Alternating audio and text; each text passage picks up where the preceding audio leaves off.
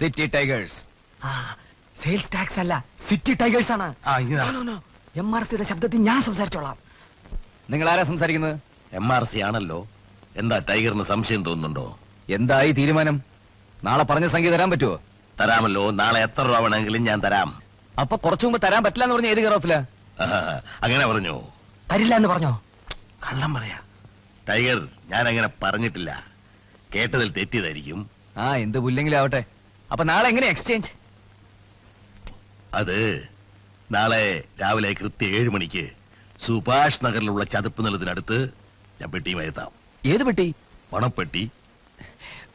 അവിടെ പുള്ളിയുടെ മകളുമായി. ആരുടെ മകള്? എന്റെ മകള്, ഏക മകൾ ആശ. നിങ്ങൾ അവളുമായിട്ട് അവിടെ എത്തണം. ശരി, അപ്പൊ നാളെ രാവിലെ സുഭാഷ് നഗറിൽ കാണാം. നല്ല ബുദ്ധി തോന്നിന് നന്ദി. MRC പോലീസോ പട്ടാളോ വല്ലോ ഉണ്ടെങ്കിൽ? അയ്യോ, ഒരിക്കലും ഇല്ല. എന്നെ വിശ്വസിക്കൂ. MRC ആണ് പറയുന്നത്.